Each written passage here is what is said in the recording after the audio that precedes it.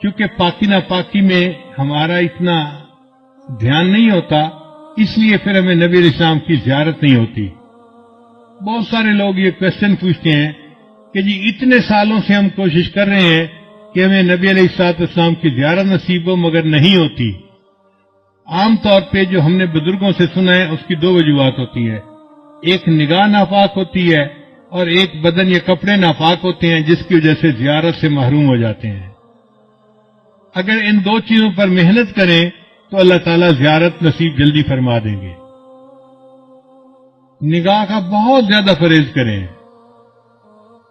100% پرہیز کریں گے تو اللہ تعالیٰ کی طرف سے پھر نبی علیہ السلام کی زیارت والی سعادت نصیب ہو جائے گی۔ میرے والدین چونکہ شروع سے ہی نیکی کی زندگی گزارنے والے تھے،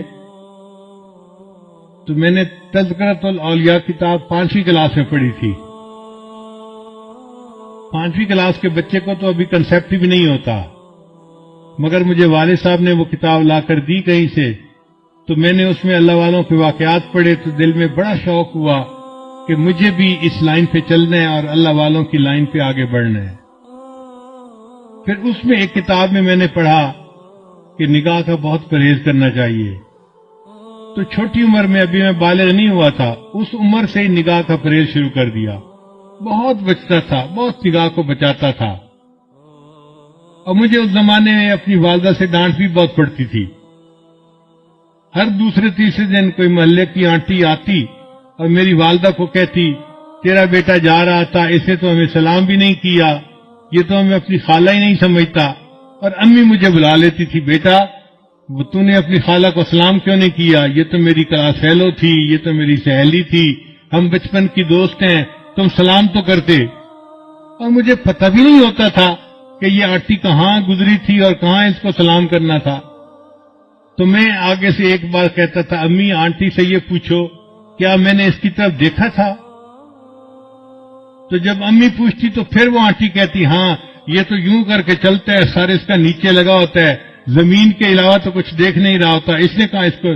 میں نے کہا امی مجھے یہ بھی نہیں پتا میرے پاس سے مرد گزرا ہے یا عورت گزری ہے، میں کس کو سلام کرتا؟ تب جا کے میری جان چھوٹتی تھی۔ لیکن اندر اندر مجھے بہت غصہ آتا تھا ان آنٹیوں پہ، سارا محلہ خالہ بنا ہوا ہے، سارا محلہ آنٹی بنا ہوا ہے، اور بس ان کو سلام ہی کرو چلتے ہوئے۔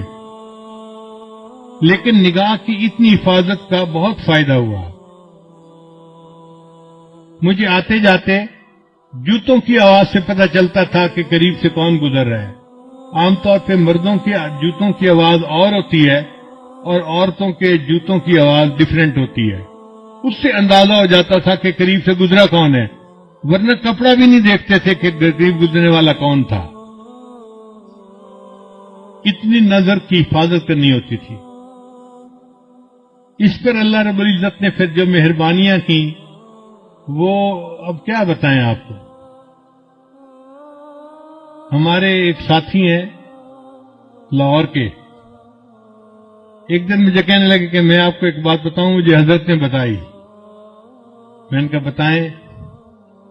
کہنے لگے کہ حضرت نے مجھے بتایا کہ دیکھو اس وقت آپ کسی مسجد میں کھڑے تھے، آپ کی طرف اشارہ کر کے حضرت نے کہا کہ اس بچے کو اس وقت 100 سے زیادہ مرتبہ نبی علیہ السلام کی زیارت ہو چکی ہے۔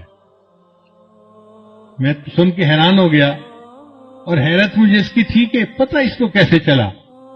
اس نے کہا جی کہ مجھے حضرت نے یہ بات بتائی تھی، شیخ نے یہ بات بتائی تھی۔ تو نگاہ کی حفاظت کا پھر یہ فائدہ ہوا کہ اللہ تعالیٰ نے 30 سال کی عمر سے پہلے 100 سے زیادہ مرتبہ نبی السلام کی زیارت نصیب فرما دی۔